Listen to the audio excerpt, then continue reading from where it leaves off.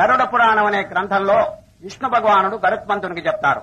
ఏమనగా, ఆయన తల్లి గర్భంలో జీవుడు ఉన్నప్పుడు 7వ మాసం, చూడండి 9 మాసములు ఉంటాడు కదండి జీవుడు ఆ తల్లి గర్భంలో, 7వ మాసంలో ఆ పరమాత్మండి వారికి ఇంతవరకు ఎన్ని జన్మలెత్తినాడో అవన్నీ ఒక్కసారి చూపిస్తాటండి.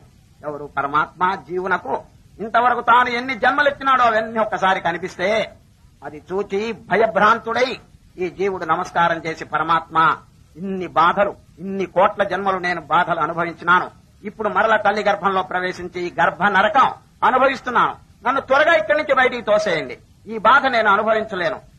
ఆ విధంగా మీరు గనక నన్ను బయటికి తోసివేస్తే నేనేం చేస్తానో తెలుసిన, సద్గురువుని ఆశ్రయిస్తాను, ఆచార్యుడు వారి దగ్గరికి వెళ్లి ఇక మరల తల్లి గర్భంలో ప్రవేశించకుండా ప్రయత్నం చేస్తాను, జన్మరాహిత్యం మోక్షం కోసం నేను ప్రయత్నం చేస్తాను, కాబట్టి మహాప్రభో నన్ను ఇక్కడి నుంచి బయటికి తోసేయండి అని ప్రార్థన చేస్తాడు. ఎవరండి? జీవుడు. దేవుడు గారండి నమ్మాడండి, వీడేదో గురువు గారి దగ్గరికి పోతాడు, ఏదో నేర్చుకుంటాడు, తరించడానికి ప్రయత్నం చేస్తాడని నమ్మినాడు. ఇంకా 1-2 మాసములు ఉంచి తర్వాత బయటికి తోసివేస్తారు. ఎవరు? ఆ పరమాత్మ.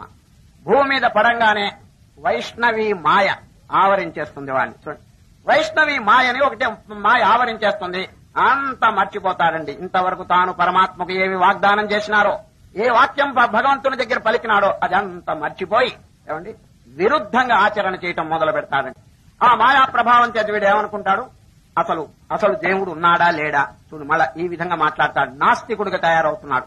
అసలు దేవుడు ఉన్నాడా లేదా, ఆచార్యుడు ఏమిటి, గురువు ఏమిటి, శాస్త్రం ఏమిటి, ఈ విధంగానండి అన్యథా విపరీతంగానండి వారు ప్రవర్తిస్తాడండి. సరే, తల్లి గర్భంలో ఎంత భక్తితో భగవంతుని ప్రార్థన చేసినాడో ఈ భూపతనం అయిన తర్వాత కొంత వయస్సు వచ్చిన తర్వాత అండి అన్ని కన్ను మిన్ను తెలియకుండా ప్రవర్తిస్తాడు. ఇంకా గురువు శాస్త్రం అనేది లేనే లేదండి, కంప్లీట్ గా మర్చిపోతాడు. ఇదండి ఇప్పుడు జరిగే వ్యవహారం.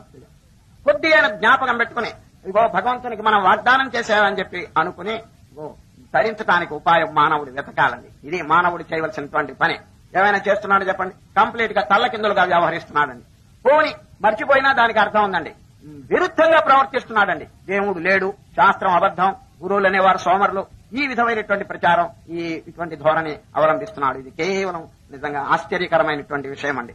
ప్రతివాడు ఆ తల్లి గర్భంలో భగవంతుని దగ్గర వాగ్దానం చేసినటువంటిది నెరవేర్చితే తప్ప వాడికి శాంతి కలగదండి.